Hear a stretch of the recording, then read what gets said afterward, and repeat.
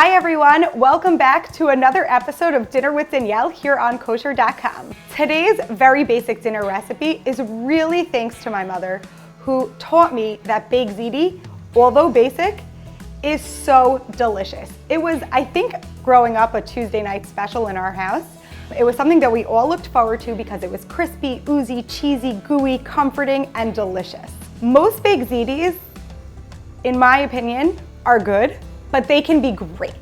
Instead of using something like a cottage cheese or Pam, we're gonna use ricotta cheese, which is just gonna elevate your Baked Ziti to like whoa levels. And instead of using Pam, we're gonna use butter because butter makes everything better. That, by the way, did not come from my mother, who is anti-butter, but I'm not anti-butter. So we're going full force today.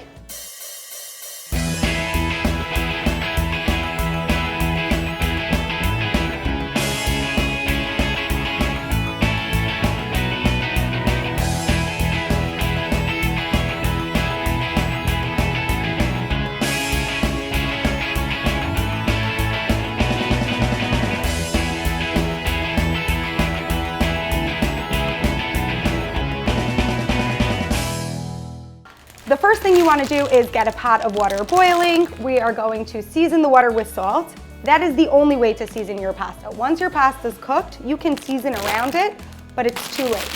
Drop in the pasta.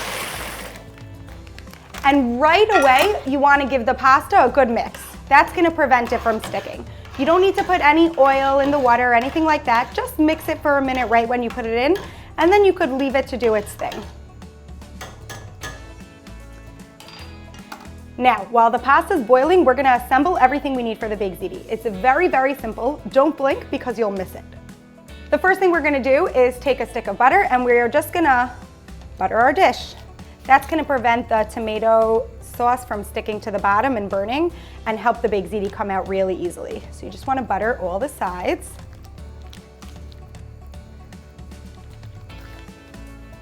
And now we're gonna build the sauce for the Baked Ziti.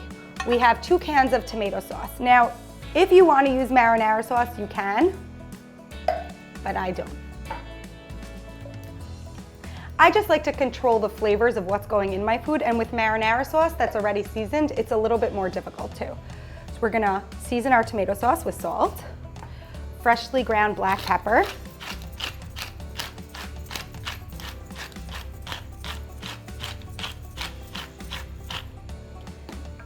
and this is totally optional, but I really like it, some crushed red pepper flakes. It adds a little bit of heat and just makes it yummy. Some mozzarella cheese, that's gonna give it really good stringiness. You know that cheese pull that you wanna see when you take a piece of Baked Ziti? That's gonna give you that effect. And for creaminess, ricotta cheese, not cottage cheese. We're gonna stir this all together, get it nice and incorporated. And we have one more ingredient to go in here. I warned you guys. We are going to take a few tablespoons of butter, cube the pieces, and just drop them right in. When we add the hot pasta and some of the pasta water, the butter is gonna start to melt with the cheese into the tomato sauce and just make the most creamy, delicious sauce you ever had. You want to cook the pasta just till it's al dente, because once we put it in the sauce and stick it in the oven, it's going to continue to soften. So if you cook it till it's very soft, it will be a little bit mushy when you eat it. So you really want to make sure to get to that nice al dente point where your pasta still has a little bit of chewiness. We are going to add a ladle of the pasta water, and that is the secret here. That will help keep everything together when you're serving it and thicken the mixture really, really nicely. We're gonna mix that in, start melting the butter and the cheese. Are you seeing the stringiness?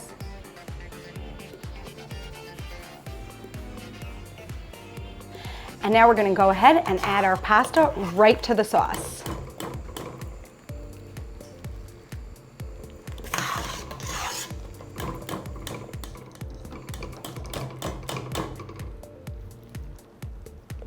Okay, we're gonna mix this all up, get that tomato sauce everywhere, help some of it go into those little tubes of pasta. So good. You can use any tubular pasta that you want for this. It doesn't have to be penne or ziti, whatever works for you, whatever you have in your cabinet. I'll tell you the truth, if I have bow ties in my cabinet, I use that. Okay, look at that stringy, creamy goodness that still has tomato flavor. That is why we use ricotta cheese. I'm not anti-cottage cheese, I just feel like it's better served with fruit. You really want to take the extra minute here and give it love and just mix it all and get all that goodness everywhere. Okay, we're gonna smooth out the top, get it nice and flat, but not too flat because those little edges that stick out and get crispy, those are goals. Time to make it rain. Make sure to get lots of cheese in those corners because those cheesy, crispy corners that you leave behind when you serve your kids, those are for you. Now this is good. This can go into the oven, but we're not done. We're gonna take the extra step. We're gonna take a little bit more butter. If I lost you already, just leave out the butter. You could stick it in the oven. But if you trust me, hopefully by now you do, you'll take the extra second to take a few pieces of butter and just dot it over the top. The butter is gonna melt into the cheese and create an oozy, deep, golden brown, crusty, cheesy top. It's the stuff I dream about. We're gonna pop this baby into a 350-degree oven for 40 to 45 minutes, and then dinner is served. Once your baked ziti is hot and bubbly and crispy and your house smells so good you can't take it anymore, you know it's ready. Take it out, let it sit on your counter for a few minutes just to cool in so that everything can tighten, and then serve away. In my house, we fight over the corner pieces. Are you seeing that? Are you seeing that crunchy goodness all over there? That's amazing.